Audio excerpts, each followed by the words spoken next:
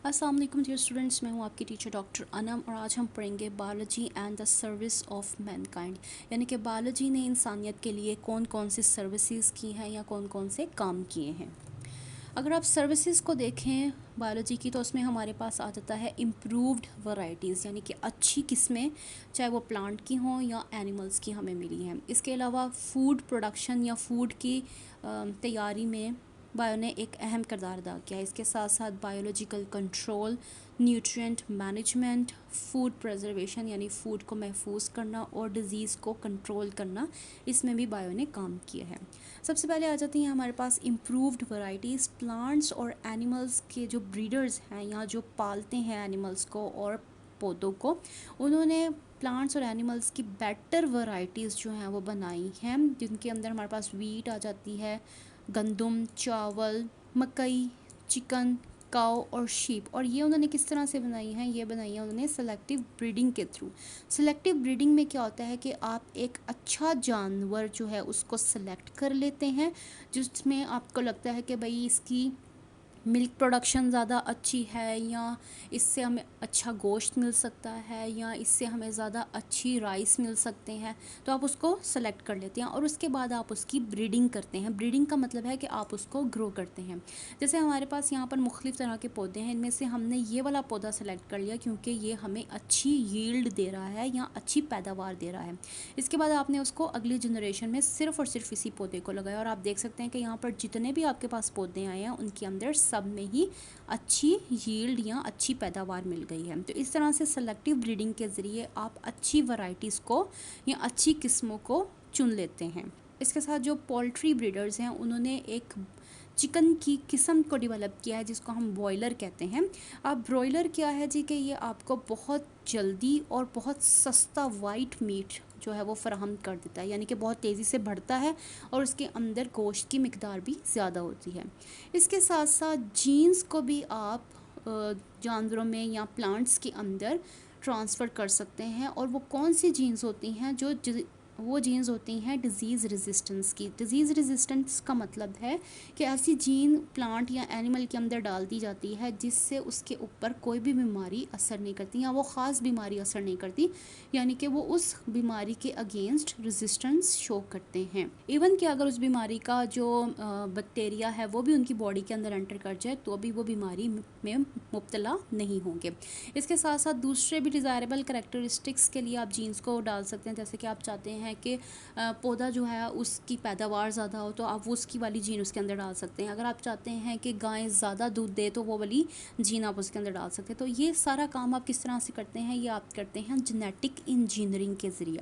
अब genetic engineering के ज़रिए जो प्लांट्स बनते हैं उनको हम कहते हैं ट्रांसजेनिक प्लांट्स। ट्रांसजेनिक प्लांट्स वो प्लांट्स होते हैं जिनके अंदर फ़ॉरेन डीएनए होता है। फ़ॉरेन डीएनए का मतलब है कि किसी और से लिया हुआ डीएनए उनके अंदर डाल दिया जाता है और उसके बाद उनको क्लोनिंग के ज़रिए ज़्यादा से ज़्यादा बनाया जाता है। क्लोनिंग एक ऐसा प्रोसेस है जिसके अंदर आप एक सेल को बहुत सारे आइडेंटिकल सेल्स के अंदर तब्दील कर देते हैं, यानी कि एक सेल था उसको आपने क्लोन किया और क्लोन के बाद आपके पास जितने भी सेल आए होंगे वो पहले वाले सेल जैसे ही होंगे, उसके अंदर किसी किस्म का कोई चेंज नहीं होगा। और आप ये किस तरह से करते हैं? ये आप करते हैं टिश्यू कल्चर टेक्निक के ज़रिए। अब यहाँ पर फ़र्ज़ करें कि मुझे ये वाली काऊ मैंने सेलेक्ट किया और ये काऊ जो है मैं बनाना चाहती हूँ और मैं चाहती हूँ कि अगली जनरेशन में मेरे पास यही काउज़ आएँ। तो मैं क्या करूँगी कि मैं एक एग सेल लूँगी और उसके अंदर से न्यूक्लियस जो है उसको निकाल दूँगी। उसके बाद इस जानवर का न्यूक्लियस लेकर मैं अपने उस पहले वाले सेल के अंदर डाल दूँगी और उसके बाद इस सेल को जो मैंने बनाया है, नया सेल जो बनाया है, उसको ग्रो करवाऊँगी और जब वो एम्ब्रियो ग्रो होकर नया जानवर बनाएगा तो ये जानवर मेरे पहले वाले जानवर का बिल्कुल क्लोन होगा, या जिसको कहते हैं कि डिटो कॉपी होगा या फोटो कॉपी होगा। ठीक है जी।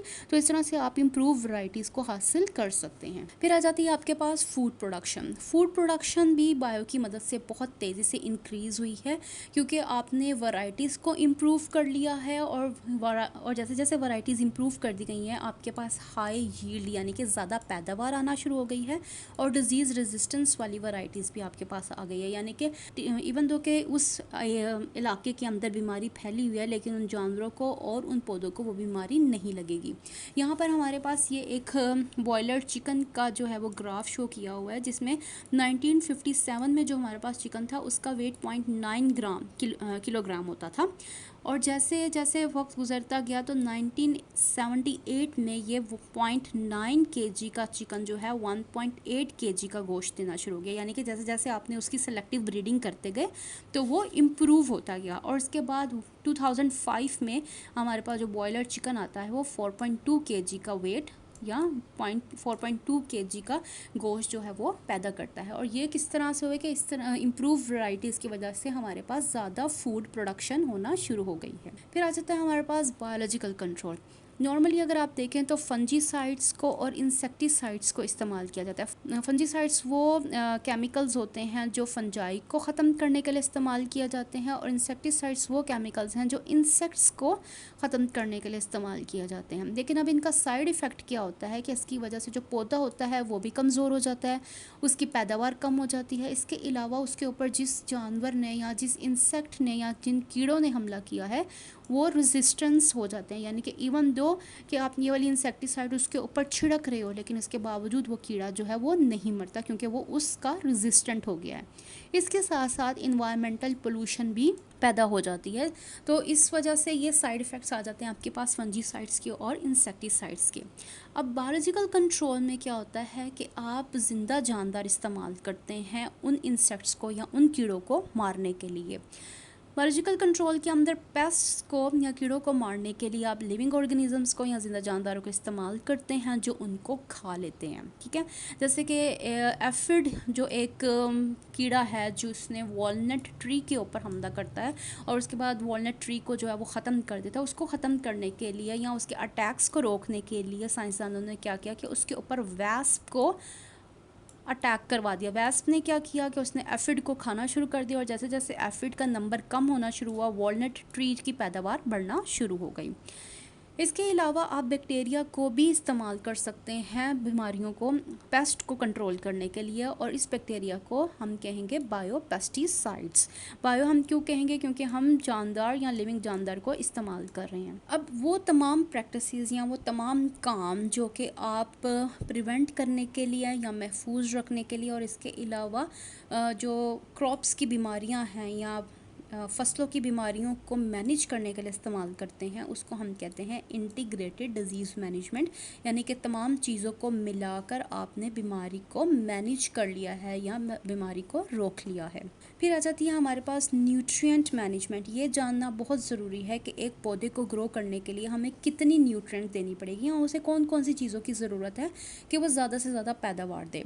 अब उसके लिए आप क्या करेंगे जी? आप पौधे को सोइल में लगाते हैं, लेकिन सोइल जो है वो बहुत ही कॉम्प्लेक्स मीडियम है, यानी उसके अंदर बहुत सारी चीज़ें इधर उधर से भी अमल दरामद हो रही होती हैं। तो आपको सही तरह से नहीं पता चलता कि एक पौधे की पैदावार के लिए आपको इतनी ग्लूकोज देनी है या इतनी खाद डालनी है, उसके अंदर ये वाले न्यूट्रिएंट्स होने चाहिए। तो उसके लिए आप क्या करते हैं जी कि आप एक्सपेरिमेंट्स करते हैं प्लांट्स का उसकी न्यूट्रिएंट को मालूम करने के लिए, और वो एक्सपेरिमेंट की टेक्निक हमारे पास आ जाती है hydroponic culture technique. Hydroponic culture technique में आप क्या करते हैं कि आप पौधे के न्यूट्रिएंट्स का पता लगाने के लिए उनको एरेटेड वाटर के अंदर जो है वो ग्रो करते हैं। एरेटेड वाटर का मतलब है कि वो पानी जिसके अंदर से हवा गुजर रही हो, या ताकि पौधों को ऑक्सीजन या कार्बन डाइऑक्साइड जो भी चाहिए वो मिलती रहे। यहाँ पर एक छोटा सा सेटअप दिखाया हुआ है। ये हमारे पास पौधे आ जाते हैं और इन पौधों को पानी के अंदर ग्रो करवाया जा रहा है। इसके अलावा अगर आप यहाँ देखें तो ये न्यूट्रिएंट पंप है। ये न्यूट्रिएंट पंप क्या करता है कि पौधों के पानी के अंदर न्यूट्रिएंट्स को डाल देता है, जो उनसे भी न्यूट्रिएंट्स उनको रिक्वायर्ड हैं। और इसके अलावा ये एयर स्टोन क्या करता है कि इस पानी के अंदर हवा को छोड़ता रहता है ताकि उनको जोन सी भी गैसेस चाहिए वो उनको मिलती जाएँ। तो इस तरह से आप पता लगा सकते हैं कि इस एक पौधे को ग्रो करने के लिए भाई आपने इतनी ग्लूकोज दी, आपने इतनी प्रोटीन दी, इतने आपने उसके अंदर जो है वो सॉल्ट्स डालें, या इतनी आपने उसके अंदर मेटल्स डाली। तो इस तरीके से आप जो है एक्सपेरिमेंट करके न्यूट्रिएंट का पता लगा सकते हैं। हाइड्रोपोनिक फार्मिंग वैसे तो फिजिबल नहीं है, यानी कि आप आम रूटीन में इसको नहीं इस्तेमाल कर सकते, लेकिन इसका इस्तेमाल एस्ट्रोनॉट्स कर सकते हैं।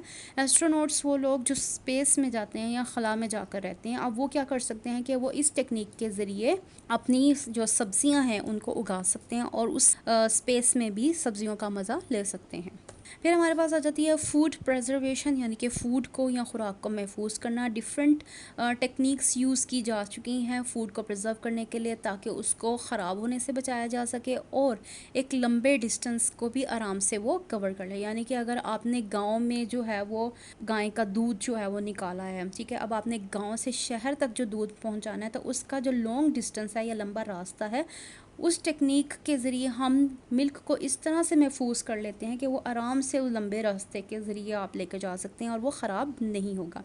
उनमें से एक टेक्निक हमारे पास आ जाती है पास्चराइजेशन, जो कि लुई पास्चर ने बनाई थी, और ये बहुत ज़्यादा यूज़ की जाती है मिल्क को और मिल्क की प्रोडक्ट को महफूज करने के लिए। इसमें क्या किया जाता है कि मिल्क लिया जाता है काऊ से और उसके बाद उसको हीट किया जाता है तकरीबन 118 डिग्री सेल्सियस के बाद। उसके बाद उसको ठंडा किया जाता है और उसके बाद बोतलों में पैक कर दिया जाता है, और इस बोतल में पैक जो मिल्क होता है उसको हम पास्चराइज्ड मिल्क कहते हैं। एक और सर्विस जो बायो ने मैनकाइंड या इंसानियत के लिए किया है, उसमें हमारे पास आ जाता है डिज़ीज़ का कंट्रोल करना।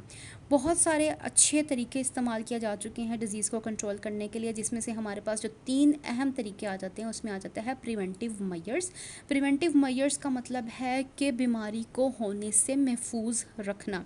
फ़र्ज़ करें कि अगर किसी इलाके में बीमारी फैल गई है, तो वहाँ पर आप कौन सी ऐसी प्रिवेंटिव मेजर्स करेंगे कि वो बीमारी दूसरे इलाकों में ना फैले और वो लोग जो उस इलाके में जा रहे हैं उन लोगों को भी ना लगे। जैसे कोविड के टाइम में जो प्रिवेंटिव मेजर्स ली गई थी कि आपने मास्क पहनने, आपने ग्लव्स पहनने हैं, आपने घरों से बाहर नहीं निकलना, तो ये सारी वो प्रिवेंटिव मेजर्स हैं जो बीमारी को कंट्रोल करने के लिए ली गई थी।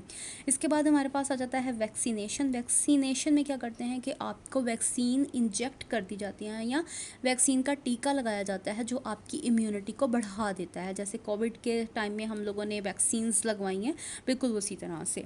इसके अलावा इम्यूनाइजेशन है। इम्यूनाइजेशन के अंदर आपके बॉडी में ऐसे केमिकल्स डाले जाते हैं जो आपकी इम्यूनिटी को इंक्रीज़ कर देते हैं कि इवन अगर कोई बैक्टीरिया या बीमारी पैदा करने वाला जरासीम जिस्म के अंदर जाता भी है तो वो आपको बीमारी पैदा नहीं कर सकता, क्योंकि आपका इम्यून सिस्टम बहुत ज़्यादा स्ट्रॉन्ग हो गया हुआ है। इसके बाद हमारे पास तीसरा ट्रीटमेंट में आ जाता है ड्रग ट्रीटमेंट्स, जिसके अंदर हमारे पास एंटीबायोटिक्स आ जाती हैं। एंटीबायोटिक्स वो केमिकल्स होते हैं जो बैक्टीरिया को मारने के लिए इस्तेमाल किए जाते हैं। फिर हमारे पास आ जाती है रेडियोथेरेपी, जिसके अंदर शुआएँ यूज़ की जाती हैं ताकि कोई ऐसा सेल जो बीमारी पैदा कर रहा है उसको ख़त्म कर दिया जाए। और इसके साथ साथ कीमोथेरेपी इस्तेमाल की जाती है, जिसके अंदर केमिकल्स इस्तेमाल किए जाते हैं। ख़ास तौर पर कीमोथेरेपी कैंसर के ट्रीटमेंट में इस्तेमाल की जाती है, जिसमें ये केमिकल्स कैंसरस सेल्स के ऊपर अटैक करते हैं और उनको ख़त्म कर देते हैं। इसके ड्रग ट्रीटमेंट के साथ साथ एक नई टेक्निक जो है आजकल बहुत ज़्यादा इन है, वो है जीन थेरेपी। जीन थेरेपी में क्या किया जाता है कि वो जीन जो कि ख़राब है या जो बीमारी पैदा कर रही है उसको सही वाली या हेल्दी जीन के साथ रिप्लेस कर दिया जाता है, जिसकी वजह से बीमारी को टोटली ख़त्म कर दिया जाता है। और ये था हमारा आज का lesson biology and service of Mankind पे। अगर इससे रिलेटेड आपके पास कोई सवाल है तो आप मेरे से पूछ सकते हैं कमेंट सेक्शन में। मैं मिलती हूँ आपको अगली वीडियो में।